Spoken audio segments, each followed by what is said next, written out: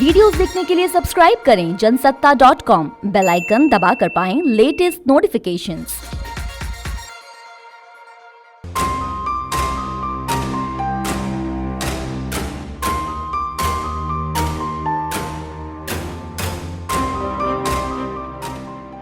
नमस्कार, जनसत्ता में आपका स्वागत है। मैं हूं डॉक्टर दिग्विजय सिंह।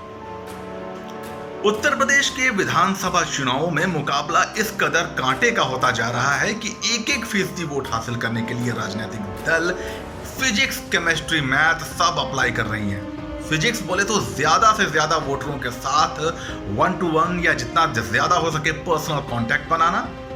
केमिस्ट्री यानी कि वोटर के एक बड़े वर्ग को यह भरोसा दिलाना कि हम आपके साथ हैं, आपके दुख दर्द में शामिल हैं, जिसका उदाहरण कभी गोरखपुर के मनीष गुप्ता हत्याकांड में आप देखते हैं तो कभी लखीमपुर खीरी कांड में आप देखते हैं। और मैथ यानी कि सभी जातियों, धर्मों और क्षेत्रों के समीकरण को साधने की कोशिश। अब ऐसे में उत्तर प्रदेश में जो अन्य पिछड़ी जातियों के वोट हैं, अन्य पिछड़ी जातियां यानी कि गैर यादव पिछड़ी जातियां, उनकी अहमियत भी बढ़ गई है।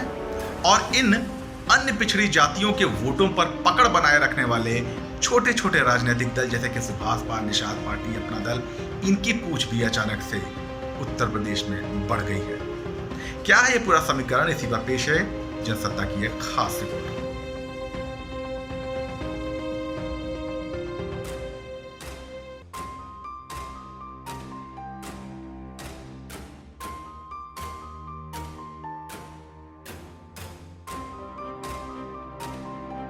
2012 में जब अखिलेश यादव ने चुनावों में जीत हासिल कर यूपी की सत्ता संभाली थी, तब यादव मतदाताओं को मिलाकर यूपी के पिछड़ा वोट बैंक का आधार 41% वोट शेयर का था, जो कि किसी को भी सूबे की सत्ता में बैठाने और हटाने के लिए काफी था।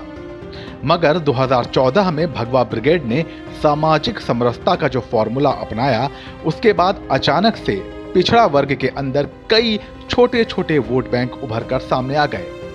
यूपी सामाजिक न्याय रिपोर्ट के मुताबिक 9% यादव वोट बैंक के अलावा 7.5% कुर्मी, 4.9% लोध, 4.4% पाल या गरड़िया, 4.3% निषाद, 4.5% साहू, 3.6% जाट, 3.4% कुम्हार, 3.2% कुशवाहा, 3% नाई, 2.4% राजभर और 2.12% गुर्जर मतदाता अलग अलग उभर कर सामने आ चुके हैं।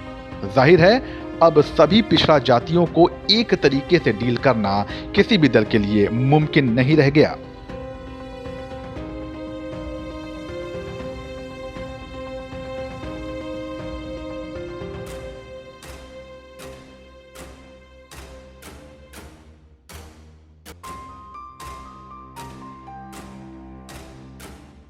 भारत का चुनावी इतिहास गवाह है कि किसी भी जाति के 100% वोट किसी एक पार्टी को कभी नहीं मिले, मगर यह भी सच है कि एक खास समुदाय का मेजॉरिटी वोट किसी खास दल को मिलता रहा है और इसे ही उस वोट बैंक के मूड का प्रतीक माना जाता है।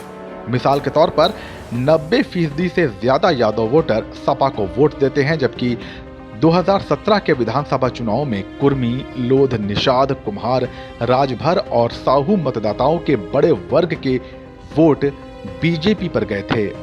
मगर इस छोटे वोट बैंक समूहों की आस्था बड़ी पार्टियों के अलावा प्रदेश के कई छोटे छोटे राजनीतिक दलों के प्रति भी है। मिसाल के तौर पर निषाद पार्टी, अपना दल और सुभाषपा जैसी छोटी पार्टियां, जिनके साथ सूबे की हर बड़ी पार्टी गठबंधन करने को बेताब है।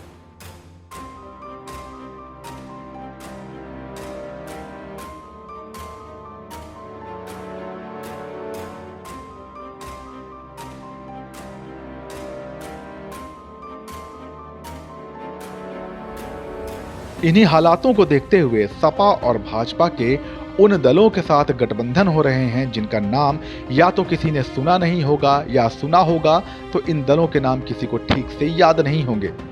गोंडवाना गणतंत्र पार्टी के साथ सपा गठबंधन कर रही है और बीजेपी की गलबहियां निषाद पार्टी के साथ हो रही है। इस गठबंधन में भी एक तीर से दो निशाने साधने की कोशिश छिपी है। पहला तो ये कि जितने वोट सध जाएं उतना सही, और दूसरा ये कि एक खास जाति को अपने साथ लेकर चलने वाले इन दलों के साथ गठबंधन के जरिए वो समाज भी सध जाएंगे और समाज का वोट भी सुनिश्चित हो जाएगा।